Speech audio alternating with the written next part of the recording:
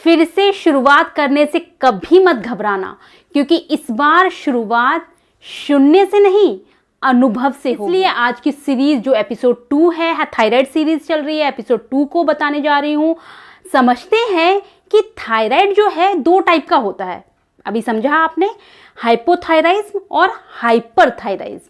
हाइपोथायराइज्म कब हो जाता है और हाइपरथायराइज्म कब हो जाता है, डिटेल में समझते हैं। बिना देरी किए सब कुछ इसके बारे में समझते हैं कि आज इस एपिसोड में हम समझेंगे सिर्फ और सिर्फ हाइपोथायराइज्म को, यानी कि हाइपोथायराइज्म किस वजह से हो जाता है, क्यों हो जाता है, लक्षण क्या है, निजात क्या है और इसको हम क्योर कैसे करें, ये सारी चीजें हम समझते हैं। चलिए वीडियो को शुरू करते हैं।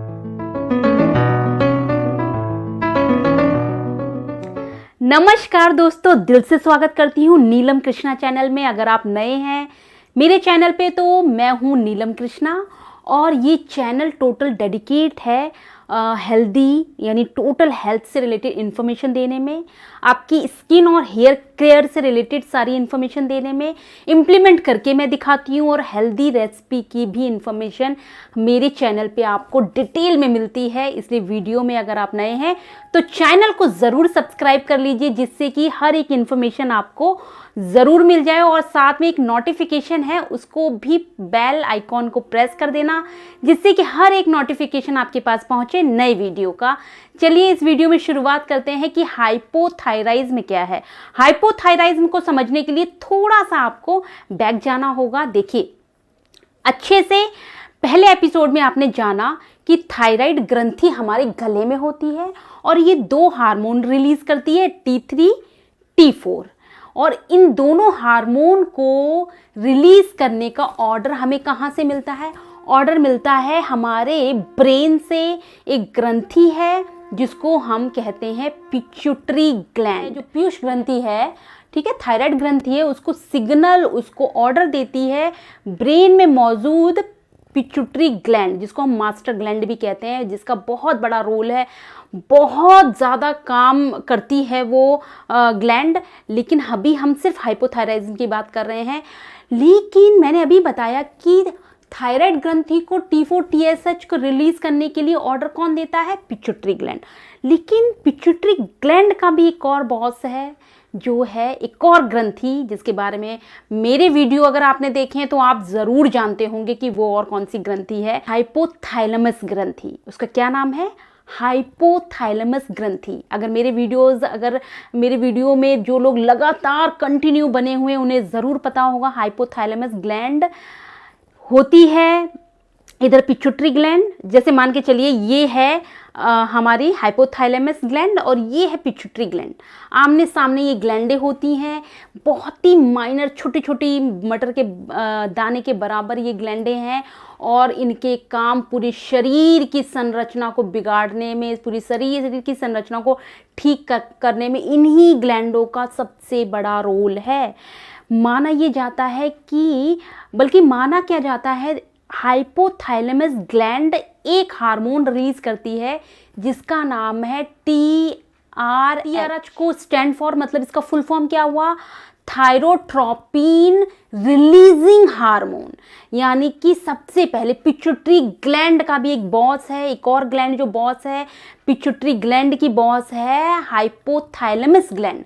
हाइपोथैलेमस ग्लैंड पिट्यूटरी ग्लैंड को ऑर्डर देती है कि भाई आप TSH हार्मोन रिलीज करिए।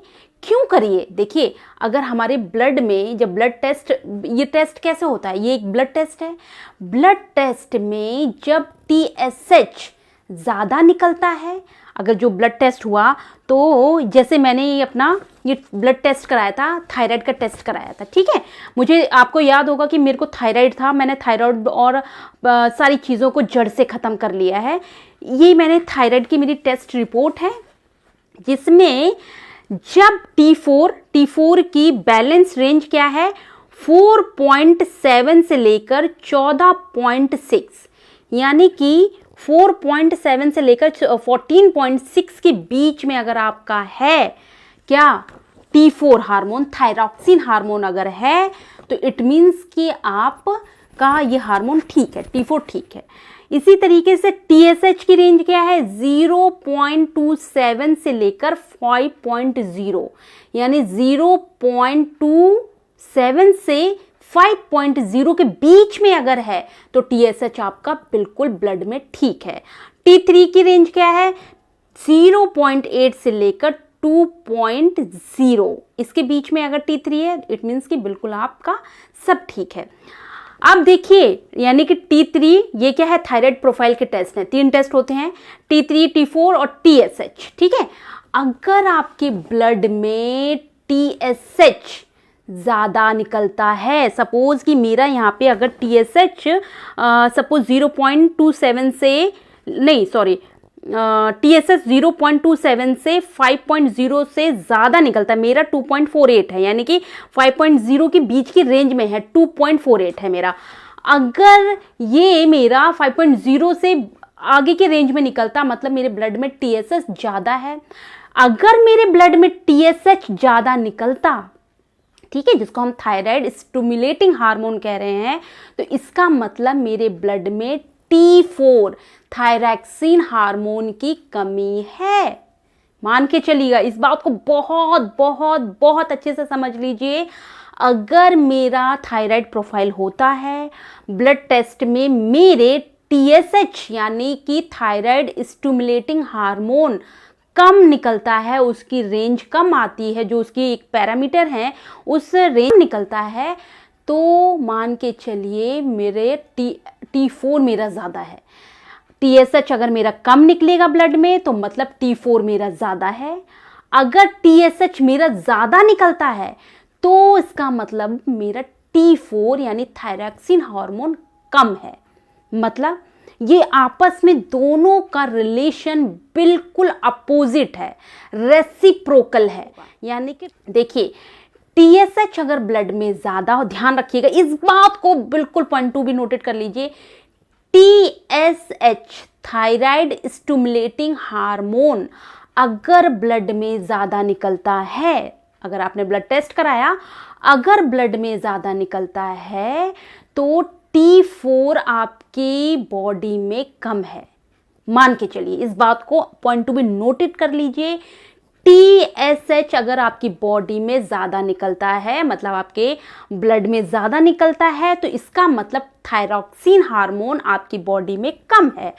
जब भी इस तरह की सिचुएशन आती है कि TSH ज़्यादा निकल रहा है ब्लड में और T4 की कमी आती है, ये मतलब थायरॉक्सिन हार्मोन की कमी होती है, तो इट मीन्स आप डेफिशिएंसी आपको हो गई, मतलब आपको हाइपोथायराइज्म हो गया।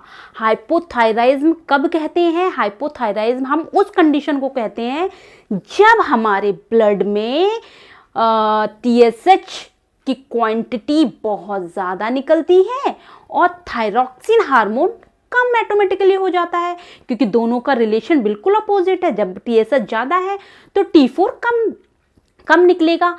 तो जब ऐसी सिचुएशन होती है तब इस पूरे प्रोसेस को हम बोलते हैं कि उस पर्सन को क्या हो गया, उस पर्सन को हाइपोथायराइज्म हो गया, उससे डेफिशिएंसी है, उसके शरीर में थायरॉक्सिन का सिक्रीशन कम हो रहा है। थायराइड ग्लैंड जो हमारी यहाँ पे है वो T4 को कम सिक्रीट कर रही है, कम रिलीज कर रही है, इस वजह से बॉडी में थायराइड हो गया और वो थायराइड का जो टाइप है उसको हम बोल रहे हैं हाइपोथायराइज्म हो गया।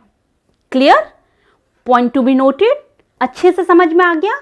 TSH ब्लड में ज़्यादा है इसलिए थायरॉक्सिन कम हो गया, यानी कि पिट्यूटरी ग्लैंड में T4 हार्मोन को रिलीज करना बंद कर दिया। ठीक है, बंद कर दिया, इस वजह से हमें डेफिशिएंसी हो गई। किस चीज़ की डेफिशिएंसी हो गई?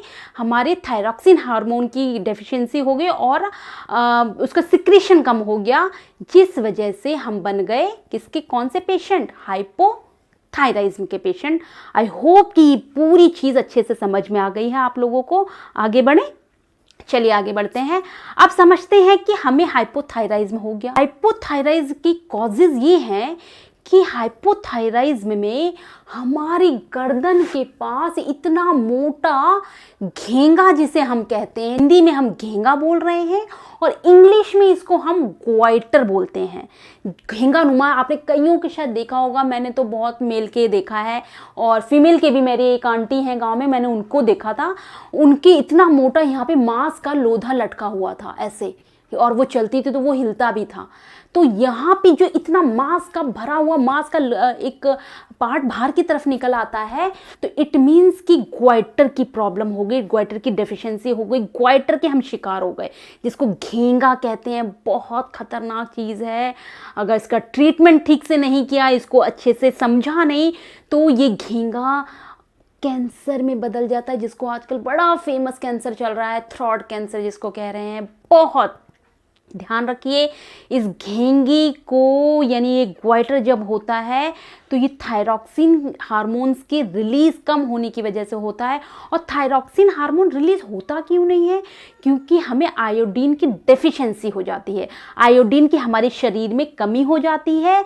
तो टीएसएच हार्मोन यानी पिट्यूटरी ग्लैंड जब टीएसएच हार्मोन रिलीज भी करती है, जो हमारी ग्लैंड को ये सिग्नल देती है, यानी कि पिट्यूटरी ग्लैंड जो बॉस है किसकी, हमारे ये थायराइड ग्लैंड की बॉस है, वो बॉस रिलीज करती है टीएसएच हार्मोन की, भाई शरीर में T4 थायरॉक्सिन की कमी है, जल्दी से रिलीज करो रिलीज करो।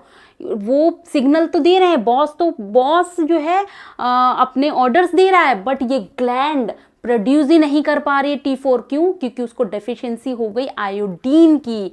आयोडीन की डेफिशिएंसी की वजह से और वो उसके ऑर्डर को फॉलो ही नहीं कर पा रही है। सपोज अगर कोई बॉस किसी एम्प्लॉय को कोई ऑर्डर देता है और वो ऑर्डर नहीं फॉलो कर पाता है, इसका मतलब सीधा सा ये है कि वो कैपेबल नहीं है उस ऑर्डर को फॉलो करने के लिए, वो उसको कोई प्रॉब्लम है, वो ऑर्डर नहीं फॉलो कर पा रहा है। सेम यही हमारी ग्रंथि के साथ हो जाता है। पिट्यूटरी ग्लैंड तो टीएसएच को सिक्रिएट करती है कि T4 की कमी हो गई है, थायरॉक्सिन की कमी है बॉडी में, प्लीज रिलीज करो, बट ये रिलीज करने के लिए उस कैपेबिलिटी है ही नहीं इसके अंदर, क्योंकि इसके अंदर आयोडीन की डेफिशिएंसी हो जाएगी। यानी कि ये जो ग्वाइटर निकला है ना, वो आयोडीन की डेफिशिएंसी की वजह से निकल के आता है। थायराइड ग्लैंड अनेबल है, आयोडीन की कमी की वजह से वो बिल्कुल उस ग्लैंड में इतनी कैपेबिलिटी नहीं है, आयोडीन की कमी की वजह से वो थायरॉक्सिन हार्मोन को नहीं प्रोड्यूस कर पा रही है, जिसकी वजह से ग्वाइटर बन जाता है। क्योंकि पिट्यूटरी ग्लैंड लगातार उसको सिग्नल मिल रहा है टीआरएस की वजह से, हाइपोथैलेमस, मतलब पिट्यूटरी ग्लैंड का भी तो बहुत सा हाइपोथैलेमस ग्लैंड है ना, वो टीआरएच हार्मोन रिलीज कर रही है कि बॉडी में इसकी कमी है, रिलीज करवाओ रिलीज करवाओ रिलीज करवाओ। वो लगातार टीएसएच को रिलीज कर रही है पिट्यूटरी ग्लैंड, बट ये वाली ग्लैंड कैपेबल नहीं है T4 को रिलीज करने में। तब वो टीएसएच कन्वर्ट हो जाता है आयोडीन की डेफिशिएंसी की वजह से, किसमें? ग्वाइटर में, घेंगे में कन्वर्ट हो जाता है। क्यों? क्योंकि एक ग्लैंड तो लगातार हार्मोन पुश कर रही है। कायदा क्या था कि भाई टीएसएच जो हार्मोन है वो रिलीज हुआ, मैसेज पहुंचा कहाँ पे, हमारी गले की जो थायराइड ग्लैंड है उसको मैसेज पहुंचा कि T4 हार्मोन कम है, जल्दी से ब्लड में T4 हार्मोन को बढ़ा दो। ये क्या करती? बढ़ाती। जैसे कंप्लीट हो जाता T4, तुरंत फीडबैक जाता पिट्यूटरी ग्लैंड पे, भाई टीएसएच रिलीज करना बंद कर दो। क्यों? क्योंकि बॉडी में T4 सफिशिएंट हो गया है, अब मत टीएसएच रिलीज करो। तो ये सिग्नल जब फीडबैक जाता है, ये प्रक्रिया इस तरीके से चल रही है, एकदम सर्किल, एकदम लूप की तरह घूम रही है। कैसे? पिट्यूटरी ग्लैंड सिग्नल देती है टीएसएच यानी थायराइड स्टिमुलेटिंग हार्मोन की फॉर्म में, थायराइड ग्लैंड को सिग्नल देती है कि बॉडी में T4 कम है तो T4 बढ़ा दो। फिर एक और फीडबैक जाता है, जैसे T4 की ब्लड में कमी जो थी वो पूरी हो जाती है, मतलब वो सफिशिएंट फ्लो हो जाता है, उसका रिलीज हो जाता है, सिक्रीशन हो जाता है, तो वो एक और मैसेज जाता है फीडबैक के फॉर्म में कि भाई अब टीएसएच बंद कर दो रिलीज करना। क्यों? क्योंकि बॉडी में अब T4 बिल्कुल बराबर है, अब उसकी कमी नहीं है। इस तरीके से ये प्रक्रिया चलती रहती है। अभी क्या हो गया? ये हो गया कि टीएसएच तो रिलीज हो रहा है, सिग्नल तो इसको मिल रहा है, बट ये कैपेबल नहीं है T4 को रिलीज करने में। तो ब्लड में T4 की कमी होती गई, इधर TSH लगातार रिलीज हो रहा है, तो वो कन्वर्ट हो रहा है ग्वाइटर में। T4 नहीं रिलीज कर पा रहा, लेकिन वो कन्वर्ट किस में हो रहा है, ग्वाइटर में, घेंगे की फॉर्म में वो बढ़ गया। ठीक है, ये है क्या, ये है हाइपोथायराइज्म। इस प्रक्रिया को, ये पूरे बिगड़े हुए सिस्टम को हम कह रहे हैं थायराइड। जो है ना, दो टाइप का, जो हम कह रहे हैं दो टाइप का थायराइड है, एक हाइपरथायराइज्म है, एक हाइपोथायराइज्म है। तो इस प्रक्रिया में जब TSH ब्लड में ज्यादा होता है और T4 ब्लड में कम होता है, तो इस प्रक्रिया को हम हाइपोथायराइज्म कहते हैं। इसमें आयोडीन की कमी होती है, जिसकी वजह से घेंगा निकल आता है गर्दन के पास, जिसको हम ग्वाइटर कहते हैं। बिल्कुल क्लियर हो गया? आई होप कि सब समझते हैं कि हाइपोथायराइज्म के सिम्टम्स क्या हैं, क्या इसके कोई साइन है, क्या पहले से हम पता लगा सकते हैं कि हमें हाइपोथायराइज्म होने वाला है। देखिए, बहुत ही ज़्यादा सटीक लक्षण है, सटीक इसके सिम्टम्स नज़र आते हैं। क्या? सिम्टम नंबर 1, अननेसेसरी, मतलब आप उतना ही खाना खा रहे हैं, आप उतनी ही डाइट ले रहे हैं, लेकिन आपका वजन लगातार बढ़ता चला जा रहा है। वही 2 रोटी खा रहे हैं, वही बाउल भर के सब्जी खा रहे हैं, वही आपका लाइफस्टाइल है, बट आपका वेट लगातार बढ़ता चला जा रहा है, लगातार बढ़ता चल रहा है, कंट्रोल में। मतलब आपको किसी ने 1 महीने पहले देखा तब आप ऐसे थे, और आपको 1 महीने बाद बंदा देख रहा है तब आप डबल हो चुके हैं। तो ये अननेसेसरी वेट गेन होना बेवजह, कोई जंक नहीं खा रहे, कोई बाहर की चीज़ें भी इतनी नहीं खा रहे, लेकिन खाने का वही पैटर्न है जो पहले था, बट आपका वेट पूरा कंट्रोल से बाहर निकल रहा है। तो मतलब वेट गेन होना हाइपोथायराइज्म का सबसे बड़ा सिम्टम्स है। आप लक्षण पता लगा सकते हैं कि अगर आपका उतनी ही डाइट से, उतने ही खाने से, वही सारी एक्टिविटी है, लेकिन वेट आपका अननेसेसरी बढ़ रहा है, तो आप बिल्कुल सचेत रहिएगा, ये लक्षण है हाइपोथायराइज्म का। ठीक है। दूसरे में आप मान के चलिए, आपको डिप्रेशन जैसी फीलिंग आएगी, आपको मूड स्विंग होंगे, आपको हल्का हल्का एक तनाव सा अंदर सा रहेगा, आपका मन नहीं लगेगा, किसी से बात कर रहे हैं हल्का सा आपको मूड, आपका चिड़चिड़ाहट बढ़ी रहेगी, आपको ना डिप्रेस जैसी फीलिंग रहेंगी, आप अकेले रहना पसंद करेंगे, आप सोना ज़्यादा पसंद करेंगे, आपको ये सारी जब चीज़ें होती हैं तो आप समझ लीजिएगा अननेसेसरी डिप्रेशन होना बेवजह। कोई आपके साथ ऐसी घटना घटित नहीं हुई, कोई किसी ने आपको इस तरीके से ताने नहीं दिए, कोई किसी ने आपको किसी तरह का कोई भी ऐसी आसपास का एटमॉस्फेयर ही नहीं है, लेकिन फिर भी आपको डिप्रेशन जैसी फीलिंग आ रही है, समझ जाइए कि आपको हाइपोथायराइज्म के ये लक्षण मात्र हैं। खाना खूब खा रहे हैं आप, खाना भरपूर है आपका, वही डाइट है आपकी जो पहले थी, लेकिन वजन भी खूब बढ़ गया आपका, लेकिन थकावट फिर भी आपको रहती है। एक काम आपसे नहीं कर मिलता, एक काम करते हैं फट से थक जाते हैं, आपने हल्का सा कुछ भी काम करना स्टार्ट किया, आप बस 2 मिनट बैठ गए कि अरे बाप रे थकावट हो गई। इस तरह सी फीलिंग जब आना, टायर्डनेस हो जाना, लगातार थकावट फील होना, लिथार्जी रहना, सोने का मन करते रहना, मतलब आपको ये हाइपोथायराइज्म का लक्षण है, ये सिम्टम्स है उसका। ध्यान रखिएगा, इन सब की वजह ये सारे लक्षण मिलकर बन रहे हैं हाइपोथायराइज्म के। और इसमें चौथे की मैं अगर बात करूं तो चौथे पॉइंट में आप मान के चलिए, हाइपोथायराइज्म पेशेंट की हार्ट रेट बहुत स्लो हो जाती है। सारे लक्षण जब आपको नजर आए, आपको कोई किसी का वेट गेन होता हुआ लगातार कंटिन्यू दिख रहा है, अगर आपको बहुत खाना खाने के बाद भी हमेशा थकावट रहती है, हमेशा टायर्ड फील करते हैं आप समझ जाइएगा कि आपको हाइपोथायराइज्म के ये सिम्टम्स हैं। अगर आपको बहुत ज़्यादा मूड स्विंग हो रहे हैं, अगर आपको बहुत डिप्रेशन जैसी फीलिंग आती है, आपको अकेले रहने का मन करता है, आपको ये सारी चीज़ें जब फीलिंग आती हैं, तब आप समझिएगा कि आपको हाइपोथायराइज्म का ये भी सिम्टम्स है। इन सभी सिम्टम्स से मिलकर आपका क्या बन रहा है, हाइपोथायराइज्म।